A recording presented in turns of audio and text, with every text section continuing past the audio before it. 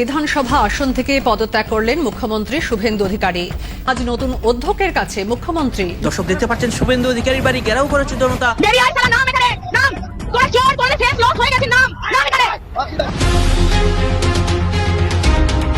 এদিকে আজ শুভেন্দু অধিকারী পদত্যাগ করে গণধুলাই খায় জনগণের হাতে। পশ্চিমবঙ্গের প্রত্যেকটা জনগণ শুভেন্দু অধিকারীর বাড়ি ঘেরাও করে। অসংখ্য ঘটনা ঘটেছে আজকে পশ্চিমবঙ্গ সহ সম্পূর্ণ ভারতে।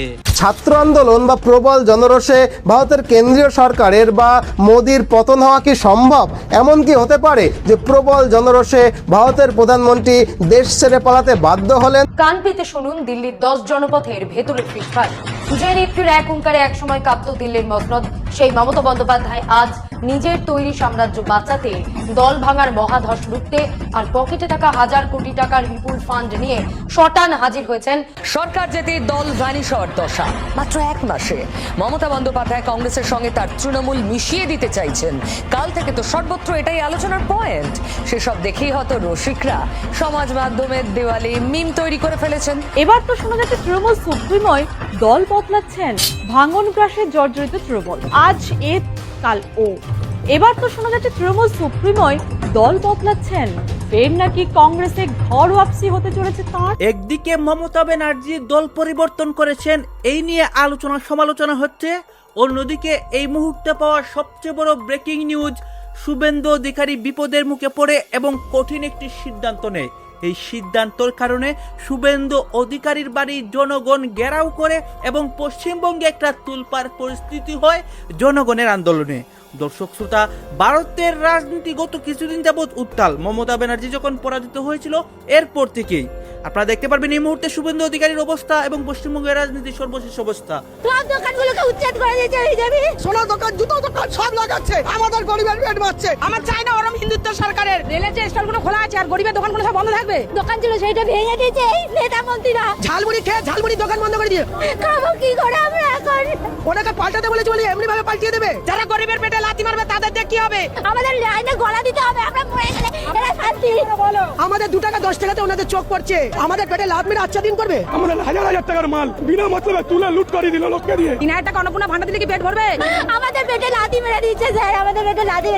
উনি বিরোধী দলের নেতা থাকাকালীন বলেছিল একটা হকার উচ্চার হবে না, যদি কোনো জায়গায় উচ্চার হয় আমাকে বলবেন। আমরা আজকে শুভেন্দুদাকে বলছি শিয়ালদা স্টেশনে দেখুন হাজার হাজার হকার নাকে পেতে এবং দোকান তুলে দিয়েছে আরপিএফরা। লাগাতে দেবো না, সোনার দোকান জুতো দোকান সব লাগাচ্ছে, আমাদের গরিবের পেট মারছে। স্টল তোলো, সোনার দোকান তোলো, জুতোর দোকান তোলো, আমরা চলে যাবো। রেলের যে স্টলগুলো খোলা আছে আর গরিবের দোকানগুলো সব বন্ধ থাকবে। সবার তো দামি খাবার কিনে খাবার ক্ষমতা নেই। 10 টাকাতে ঝালমুড়ি খেয়ে পেটটা ভর্তি করতে পারতো। পাল্টাতে চাইছে, এরকম পাল্টাতে চাইছে কি? ঝালমুড়ি খেয়ে ঝালমুড়ি দোকান বন্ধ করে দিয়ে ওনাকে পাল্টাতে বলেছি বলে এমনি ভাবে পাল্টিয়ে দেবে। আপনারা সবকিছু পরিবর্তন তো আপনারাই এনেছেন। আমরা পরিবর্তন এনেছি বলে আমাদেরকে এমনি করে বলবো যে আমরা সবকিছু উল্টিয়ে দিই?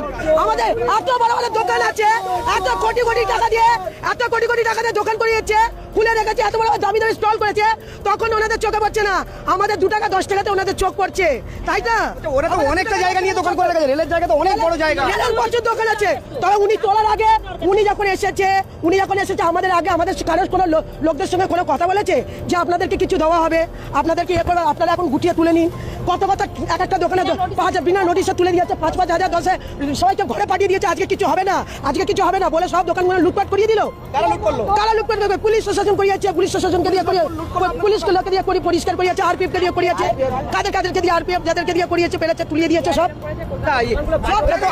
এটা তো আচ্ছা দিন বলে মনে হচ্ছে। ওরা তো বলছে আচ্ছা দিন আসুক, কিসের আচ্ছা দিন? আমাদেরকে লাভ পেটে লাভ মেরে আমাদের পেটে লাভ মেরে আচ্ছা দিন করবে। দিনটা ওদের এলো না আপনাদের এলো? মনে হচ্ছে ওনাদের দিন এসেছে, আমাদের খারাপ দিন এসে গেছে। আপনারা ভোট দিয়ে তাদেরকে বিধায়ক করেছেন, এমপি করেছেন, মন্ত্রী করেছেন, আপনি ভোটার থেকে গেলেন। ওটা কি আমাদের ভুল হয়ে গেছে? এটা ওনাদের কাছে প্রশ্ন। আমরা কি আপনাকে ভুল করেছি? ওরা তো বলছে হিন্দুত্ব সরকার এসছে, আচ্ছা দিন। হিন্দুত্ব সরকারে হিন্দু লোক তো মরে যাচ্ছে। হিন্দুর মধ্যে কি আছে? একটা মুসলমানকে একটা হাত কাটুন, একটা হিন্দু রক্ত যদি একই না হয়ে থাকে হিন্দু মুসলিম করুন, হিন্দু মুসলিম তখন করুন। এখন কিসের হিন্দু মুসলিম করছেন? পেটে লাত পড়েছে আমাদের বাচ্চারা স্কুলে যেতে পারবে না, পড়তে পারবে না, খেতে পারবে না। 3,000 টাকা অন্নপূর্ণা ভান্ডার দিলে কি পেট ভরবে? আর এই যে ঘরে বাচ্চা কাচ্চা না খেয়ে মরে যাচ্ছে, তা সেটা কে দেখবে? হ্যাঁ, আমার পরিবারে 5 জন খাবার লোক আছে, সব দোকানে 70 বছর একটা মা আছে ঘরে, নরেন্দ্র মোদীর মা ছিল, উনি বলেছিল আমি গরিব বাঁচাবো। এই ধরনের গরিব বাঁচাচ্ছে, আমাদের জন্য কিছু ব্যবস্থা করতে বলুন না। আমাদের পাল্টাতে চেতে বলে আমাদের এইভাবে পাল্টাতে পারে না, আমাদের উল্টো করে দিতে পারে না, আমাদের উল্টো করে পিঠের মধ্যে লাথি মারাচ্ছে। এইটা কি আমরা চেয়েছিলাম? আমরা এরকম চাইনি। আমাদের এই পরিবর্তন দেখতে চেয়েছিল। যারা বয়স্ক লোক আছে, যারা 70 বছর 60 বছর এক একজন আছে, তারা বাটি নিয়ে ভিক্ষা করবে, এই বাটি নিয়ে ভিক্ষা করুক। উনি বলেছিল গরিব হাঁটা, এইভাবে গরিব হাঁটাবে। উনি তো গরিব বাড়িয়ে দিল আরো 3,000 টাকা দিয়ে সংসার চলবে। কেন আমি আমার একার হয়ে লড়বো? আমার আরো ভাই দাদা যারা আছে তারা কোথায় যাবে? ছাত্র আন্দোলন বা প্রবল জনরোষে ভারতের কেন্দ্রীয় সরকারের বা মোদির পতন হওয়া কি সম্ভব? এমন কি হতে পারে যে প্রবল জনরোষে ভারতের প্রধানমন্ত্রী দেশ ছেড়ে পালাতে বাধ্য হলেন? জনরোষে বাংলাদেশ সরকারের পতন হতে আমরা দেখেছি যে শেখ হাসিনাকে একসময় অপ্রতিরোধ্য বলে মনে করা হতো, তাকে দেশ ছেড়ে পালাতে দেখেছি। আবার জনবিক্ষোভের প্রবল চাপে নেপালের সরকার ভেঙে পড়তে এটাও আমরা নিজের চোখেই দেখেছি। অন্যদিকে পাকিস্তানের রাজনৈতিক অস্থিরতা তো রোজকার ঘটনা। বহুবার পাকিস্তানের সরকার পড়ে গেছে, প্রধানমন্ত্রী বা রাষ্ট্রপতি পালিয়ে গেছেন বা তাদের ফাঁসি পর্যন্ত হয়েছে। ইতিহাস বলছে বিশ্বের বহু দেশেই ক্ষুব্ধ জনগণ শেষ পর্যন্ত রাস্তায় নেমে সরকারকে ক্ষমতা থেকে সরিয়ে দিয়েছে। ইউরোপের সভ্য দেশ থেকে আফ্রিকার দরিদ্রতম দেশ, এমনকি মিডল ইস্টের ধনী দেশ, সবখানেই কখনো না কখনো গণবিক্ষোভের মাধ্যমে সরকারের পতন ঘটেছে, রাষ্ট্রপ্রধান দেশ ছেড়ে পালাতে বাধ্য হয়েছে। কিন্তু প্রশ্ন হলো, ভারত কি সেই তালিকায় পড়ে? ভারত স্বাধীনতা পেয়েছে প্রায় 80 বছর আগে। এই দীর্ঘ সময়ে মোট 14 জন প্রধানমন্ত্রী 22 বার দিল্লির ক্ষমতায় এসেছেন, কিন্তু প্রতিবারই আমাদের দেশে কেন্দ্রীয় ক্ষমতার পরিবর্তন ঘটেছে শান্তিপূর্ণ নির্বাচন ও সাংবিধানিক প্রক্রিয়ার মাধ্যমে, কোনো গণ অভ্যুত্থান বা বিপ্লবের মাধ্যমে নয়। আজ পর্যন্ত ভারতের কোনো প্রধানমন্ত্রীর ফাঁসি হয়নি বা দেশ ছেড়ে পালিয়ে যাওয়ার মতো পরিস্থিতিও তৈরি হয়নি। অথচ ভারতেও কিন্তু সমস্যা কিছু কম নেই। বেকারত্ব রয়েছে, দারিদ্র্য আছে, দুর্নীতির অভিযোগ রয়েছে, কৃষক আন্দোলন হয়েছে, সাম্প্রদায়িক উত্তেজনা দেখা গেছে, মণিপুরে দীর্ঘ অস্থিরতা চলেছে, কাশ্মীরে বিচ্ছিন্নতাবাদ বহু দশক ধরে চ্যালেঞ্জ তৈরি করেছে। অর্থাৎ এমন নয় যে ভারত বড় কোনো সামাজিক বা রাজনৈতিক সংকটের মুখোমুখি কখনো হয়নি। তবুও স্বাধীনতার প্রায় 8 দশকের ইতিহাসে গণ অভ্যুত্থান বা জনরোষের কারণে দিল্লির কোনো সরকার একবারের জন্যও ক্ষমতাচ্যুত হয়নি। বহুবার সরকার বিরোধী আন্দোলন হয়েছে, লক্ষ লক্ষ মানুষ রাস্তায় নেমেছে, কিন্তু শেষ পর্যন্ত ভোটের মাধ্যমেই ভারতের রাজনৈতিক ক্ষমতার পরিবর্তন হয়েছে। তাহলে এর কারণ কি? এটা কি শুধুই ভারতের গণতন্ত্রের শক্তি, নাকি এর পেছনে আরো গভীর কোনো কারণ রয়েছে? বিশেষজ্ঞদের মতে এমন 5টা বড় কারণ রয়েছে যেগুলোর জন্য নেপাল বা বাংলাদেশের মতো পরিস্থিতি ভারতে তৈরি হওয়াটা সম্ভব নয়। কি সেই 5টা কারণ জানবো আজকের এই ভিডিওটাতে। তবে ভিডিওটা একটু লম্বা হবে, তাই পুরো বিষয়টাকে বিস্তারিতভাবে আলোচনা করতে আমরা বিষয়টাকে 5টা চ্যাপ্টারে ভাগ করে আলোচনা করব। আর প্রতিটা চ্যাপ্টারের মাঝখানে থাকবে একটা করে ছোট্ট বিরতি। আশা করি সহানুভূতির সঙ্গে বিষয়টা বিবেচনা করবেন। তো চলুন শুরু থেকে শুরু করি। দেখুন, ভারতের গণতন্ত্র কেন এত শক্তিশালী, কেন ছোটখাটো এমনকি বড় কোনো সরকার বিরোধী আন্দোলন হলেও ভারতে গণ অভ্যুত্থানের মাধ্যমে সরকারের বদল কেন সম্ভব নয়? এর পেছনে 5টা কারণ রয়েছে, যেগুলোকে আমি একে একে আলোচনা করব। তবে এদের মধ্যে সবচেয়ে গুরুত্বপূর্ণ কারণটি হলো 5ম কারণ, যেটাকে আমরা ভিডিওর একেবারে শেষে গিয়ে আলোচনা করব। প্রথম কারণ হলো ভারতের বিশাল আয়তন এবং শক্তিশালী ফেডারেল বা দ্বিস্তরীয় শাসন ব্যবস্থা। দেখুন, ভারত বিশ্বের সবচেয়ে জনবহুল দেশ, প্রায় 140 কোটিরও বেশি মানুষ, 28টি রাজ্য, একাধিক ভাষা, সংস্কৃতি এবং আঞ্চলিক পরিচয় নিয়ে গঠিত মহান এই দেশ ভারত। কান পেতে শুনুন দিল্লির 10 জনপথের ভেতরের ফিসফাস। যে নেত্রীর এক হুঙ্কারে একসময় কাঁপত দিল্লির মসনদ, সেই মমতা বন্দ্যোপাধ্যায় আজ নিজের তৈরি সাম্রাজ্য বাঁচাতে, দল ভাঙার মহাধস রুখতে আর পকেটে থাকা 1000 কোটি টাকার বিপুল ফান্ড নিয়ে শটান হাজির হয়েছেন সোনিয়া গান্ধীর দরবারে। আত্মসমর্পণ নাকি চরম বাধ্যবাধকতা? ধুয়ে মুছে সাফ হয়ে যাবে দিদির সাধে তৃণমূল, নাকি 1000 কোটির এই মহাযৌতুক নিয়ে 28 বছর বাদে কংগ্রেসে তার ঘর বাপসি হবে? মমতা কি কংগ্রেসের সমর্থনে রাজ্যসভায় যাবেন, নাকি বসিরহাটের আসন্ন উপনির্বাচনে কংগ্রেসের প্রতীকে জিতে লোকসভায় যাবেন? তার চেয়েও বড় প্রশ্ন, রাষ্ট্রীয় শাসকের চাণক্য নীতি কংগ্রেস মুক্ত ভারত, এর স্বপ্ন কি তাহলে বুমেরাং হতে বসেছে? কংগ্রেসকে মুছতে গিয়ে উল্টে কংগ্রেসের কি লোকসভায় সাংসদ সংখ্যা বেড়ে হতে চলেছে 135? এই রুদ্ধশ্বাস খেলায় শেষ হাসি কে হাসবে? নমস্কার, আমি মধুরিমা ভৌমিক, আর দৈনিক সংবাদ অনলাইনে আপনারা দেখছেন সত্যি আসলে বেদনাদায়ক। রাজনীতিতে একটা খুব চেনা প্রবাদ আছে, তুমি যার জন্য গর্ত খুঁড়বে শেষ পর্যন্ত নিজেই সেই গর্তে পড়বে। নরেন্দ্র মোদী আর অমিত শাহ জোর গলায় স্লোগান দেয় কংগ্রেস মুক্ত ভারত। আজ 2026-এ দাঁড়িয়ে ভারতের রাজনৈতিক মানচিত্রটা একবার ভালো করে দেখুন। দাপুটে আঞ্চলিক দলগুলোকে ভাঙতে গিয়ে তাদের উপর ইডি, সিবিআই আর রাজনীতির বুলডোজার চালাতে গিয়ে রাষ্ট্রীয় শাসক নিজেদের অজান্তেই কংগ্রেসকে শক্তিশালী করার এক অভাবনীয় বোনাস দিয়ে ফেলেছেন। পূর্ব পশ্চিম থেকে উত্তর দক্ষিণ আঞ্চলিক দলগুলোকে এমনভাবে কোণঠাসা করা হয়েছে যে তাদের পিঠ এখন দেওয়ালে ঠেকে গেছে। আর ঠিক এই অস্তিত্বের সংকট থেকেই শুরু হয়েছে এক অদ্ভুত রাজনৈতিক বিবর্তন। যে দলগুলো একসময় কংগ্রেস ভেঙে বেরিয়ে নিজেদের সাম্রাজ্য তৈরি করেছিল, আর নিজের অস্তিত্ব বাঁচাতে তারা আবার সেই কংগ্রেসেরই শরণাপন্ন হচ্ছে।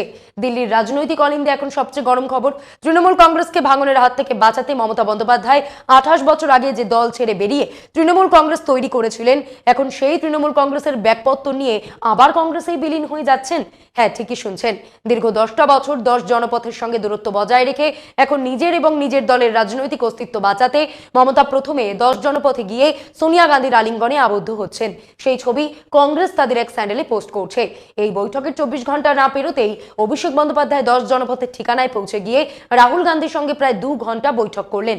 বিশ্বস্ত সূত্রের খবর, জাতীয় কংগ্রেসের সঙ্গে তৃণমূলকে মার্চ করে দেওয়ার চরম সিদ্ধান্ত নিতে চলেছেন মমতা। শোনা যাচ্ছে সোনিয়া গান্ধী ইতিমধ্যেই মমতাকে কংগ্রেসের জাতীয় সহ সভাপতি, ন্যাশনাল ভাইস প্রেসিডেন্ট পদের প্রস্তাব দিয়েছেন।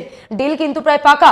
শুধু মমতাই নন, এই তালিকায় লাইনে আছেন একদা কংগ্রেস ছেড়ে যাওয়া মারাঠা স্ট্রংম্যান শরদ পাওয়ারও। তার লোকসভার 8 জন সাংসদকে নিয়ে তিনিও এখন কংগ্রেসের ছাতার তলায় ফেরার ব্লু প্রিন্ট সাজাচ্ছেন। তৃণমূলের ভেতরে তীব্র ভাঙনের খবর আপনারা রোজই পাচ্ছেন। তা সত্ত্বেও খাতায় কলমে লোকসভায় এখনো তাদের 28 জন এবং রাজ্যসভায় 12 জন সাংসদ রয়েছেন। লোকসভায় তৃণমূলের ছিল 29 জন, কিন্তু গত বছর উত্তর 24 পরগনার বসিরহাটের সাংসদ হাজী নুরুল ইসলামের প্রয়াণেও এই আসন ফাঁকা। মন দিয়ে শুনুন, এই বিলীন হয়ে যাওয়ার গল্পে শুধু সাংসদ সংখ্যার খেলা নেই, এর পেছনে রয়েছে এক বিপুল অঙ্কের অর্থনৈতিক সমীকরণ। স্ক্রিনে এই খবরটা লক্ষ্য করুন। এডিআর এর সাম্প্রতিকতম রিপোর্ট কি বলছে দেখুন। তারা বলছে আঞ্চলিক দলগুলোর মধ্যে সবচেয়ে ধনী এবং বিত্তশালী পার্টির তালিকায় চন্দ্রবাবু নাইডুর টিডিপির ঠিক পাশেই নাম রয়েছে তৃণমূলের। এই মুহূর্তে তৃণমূলের ব্যাংক ডিপোজিটই রয়েছে 1000 কোটি টাকারও বেশি। আর পশ্চিমবঙ্গ জুড়ে ছড়িয়ে থাকা দলীয় স্থাবর সম্পত্তির মূল্য ধরে তা হবে আরো কয়েকশো কোটি টাকা। আইনিভাবে যদি তৃণমূল কংগ্রেসের বিলোপ ঘটে, তবে এই বিপুল টাকাই 1000 কোটির ফান্ড আর কয়েকশো কোটি টাকার সম্পত্তি রাতারাতি চলে যাবে এআইসিসির তহবিলে। ভাবুন একবার, যে মোদী সরকার বিরোধীদের টাকার উৎস বন্ধ করতে মরিয়া, তাদের নাকের ডগা দিয়ে কংগ্রেসের ফান্ডে এক ধাক্কায় ঢুকে যাবে 1000 কোটি টাকা। আর সংসদে কংগ্রেসের শক্তি এক লাফেই 100 পার করে যাবে, যা মোদীজির জন্য আগামী দিনে সবচেয়ে বড় মাথা ব্যথার কারণ হতে চলেছে। বিচ্ছেদ দীর্ঘ 28 বছরের। মমতা বন্দ্যোপাধ্যায় 1998 সালে কংগ্রেস ছেড়ে তৃণমূল কংগ্রেস গড়েছিলেন। তারপর গঙ্গা এবং যমুনা দিয়ে বয়ে গেছে অনেক জল। তার কখনো প্রয়োজনে কংগ্রেসের হাত ধরেছেন মমতা বন্দ্যোপাধ্যায়, কখনো প্রয়োজন ফুরলে কংগ্রেসের হাত ছেড়েছেন। কিন্তু এবার এই মুহূর্তে দাঁড়িয়ে নজিরবিহীন সংকটের মুখে মমতা বন্দ্যোপাধ্যায়, এবং এই সংকটকালে পরিত্রাণের উপায় হিসেবে তিনি সোনিয়া গান্ধীর দ্বারস্থ হয়েছেন। পরপর 2 দিন সোনিয়া গান্ধীর সঙ্গে সাক্ষাৎ করলেন, বৈঠক করলেন, ফিরে এলেন। এবং জাতীয় রাজনীতি তোলপাড় যে জল্পনায়, তাহলে কি তৃণমূল কংগ্রেস কংগ্রেসেই মিশে যাচ্ছে? মমতা বন্দ্যোপাধ্যায় ফিরে যাচ্ছেন কংগ্রেসেই? আমরা কথা বলবো। আমার সঙ্গে রয়েছেন দ্য ওয়ার্ল্ডের editor in chief Shankhadeep Das. 4 মে নির্বাচনের ফল বেরিয়েছিল, ঠিক তার পরদিন বিজেপির জয় জয়কার। তার পরদিন 5 মে আমরা এখানে বসেই ভিডিও করেছিলাম। তুমি বলেছিলে যে ভিডিওর মূল বিষয়বস্তুই ছিল ওটাই, যে মমতা বন্দ্যোপাধ্যায় তৃণমূল কংগ্রেস কি কংগ্রেসেই মিশে যাবে এই প্রশ্নে। এবং দর্শকরা সেই ভিডিও লিঙ্ক আপনারা আজকের এই ভিডিওর ওপরে আই বাটন ক্লিক করে দেখেও নিতে পারেন। তো সেক্ষেত্রে আজ জল্পনা আবার নতুন করে তুঙ্গে উঠেছে। তাহলে কি ছবি দেখবো আমরা 2029-এর লোকসভা নির্বাচনে? মমতা বন্দ্যোপাধ্যায় অধীর চৌধুরীর হয়ে প্রচার করছেন, বা অধীরবাবু মমতার হয়ে প্রচার করছেন, এরকম একটা ছবি, এছাড়া কোনো পথ নেই। দেখো, 5 মে যে প্রেস কনফারেন্সের কথা তুমি বলছো, যে বিধানসভা ভোটের ফল প্রকাশের ঠিক পরদিন মমতা বন্দ্যোপাধ্যায় কালীঘাটে প্রেস কনফারেন্স করেছিলেন। আমার পরিষ্কার মনে আছে যে সেই সময় তৃণমূল কংগ্রেসের সঙ্গে মিশে যাবে কি যাবে না এই নিয়ে কেউ কোনো আলোচনা করছিল না। বাট আমি এখান থেকে আমাদের যে 2 সাংবাদিক ওখানে ছিলেন, রফিকুল জামাদার এবং সঞ্জু সুর, তাদেরকে প্রশ্ন লিখে পাঠাই যে মমতা বন্দ্যোপাধ্যায়কে আজকে যদি কোনো প্রশ্ন করতেই হয়, তাহলে সরাসরি একটি প্রশ্নই করতে হবে, সেটা হচ্ছে যে দিদি, কংগ্রেস কি তৃণমূল কি এবার কংগ্রেসের সঙ্গে মিশে যাবে? এই সোজা প্রশ্নটাই আমাদের একমাত্র প্রশ্ন ছিল, একটি প্রশ্ন। আরেকটা সেকেন্ড প্রশ্ন ছিল যে নির্বাচন পরবর্তী যে হিংসার ঘটনার কথা বলা হচ্ছে সঙ্গে সঙ্গেই, তো এটার জন্য কি আপনি অভিষেক বন্দ্যোপাধ্যায়কেই দায়ী করবেন? কারণ অভিষেক বন্দ্যোপাধ্যায় প্রথমে ডিজে বাজানোর কথা বলেছিলেন। ঠিক, এই 2টো প্রশ্ন আমি পাঠিয়েছিলাম, আমাদের সাংবাদিকদের করতে বলেছিলাম। নর্মাল কি হয়, কেউ যদি মমতা বন্দ্যোপাধ্যায়কে, এবং আমি এই প্রশ্ন করার পরেই প্রমাদ গুনছিলাম যে আমাদের সাংবাদিকদের উপরে আবার তিনি কি বলেন, কারণ এই ধরনের প্রশ্ন করলে উনি অতীতে বারবার বলেছেন আপনাকে তো বিজেপি এই প্রশ্ন প্লান্ট করতে বলেছে, আপনি তো সিপিএম এর লোক, আপনি মাওবাদী, এই ধরনের বলেছেন। তো সেটা বললে আমার কোনো অসুবিধা ছিল না, যে মাওবাদী বলা বা কংগ্রেসি বলা বা বিজেপি বলা বা সিপিএম বলা, কারণ সেই সাংবাদিকদের কাজই প্রশ্ন করা। ইন্টারেস্টিংলি যে তিনি কিন্তু উত্তরে বলেছিলেন যে এটা পার্টির ইন্টারনাল স্ট্র্যাটেজির ইস্যু, এটা আমি আপনাকে বলবো কেন। মনে আছে, ঠিক। তার মানে উনি কিন্তু সম্ভাবনা উড়িয়ে দেননি, খোলা রেখেছিলেন, উনি রাস্তাটা খোলা রেখেছিলেন। যে কংগ্রেসকে তৃণমূল 2021 সালের বিধানসভা ভোটের পর থেকে, রাদা 2016 সালের পর থেকে, যে কন্টিনিউয়াসলি নানা রকম ভাবে বলে গেছে যে বিগ ব্রাদার অ্যাটিটিউড মানবো না, এই না সেই না, এবং কংগ্রেসকে পশ্চিমবঙ্গে দুর্বল করার নেপথ্যে হচ্ছে অনেকে কিন্তু অনেক কথা বলতেছে, বিশেষ করে এখানে দেখতে পাচ্ছি আমরা শুভেন্দু অধিকারীর বর্তমান অবস্থা এবং পশ্চিমবঙ্গের রাজনীতির অবস্থা নিয়ে কথা হয়ে গেছে। এই বিষয়গুলো দেখে এবং পশ্চিমবঙ্গের রাজনীতি নিয়ে আপনার মন্তব্য কি? আপনার গুরুত্বপূর্ণ মন্তব্যটা অবশ্যই আপনারা আমাদের কমেন্ট বক্সে লিখে যাবেন। সর্বশেষে আপনাদের কাছে আমাদেরকে রিকোয়েস্ট থাকবে, আপনারা আমাদের চ্যানেল নতুন দর্শক হয়ে থাকলে চ্যানেলটি সাবস্ক্রাইব করবেন এবং পাশে থাকা বেল বাটনটি বাজাবেন, যাতে করে নেক্সট ভিডিওটা সবার আগে আপনাদের কাছে পৌঁছে যায়। ধন্যবাদ।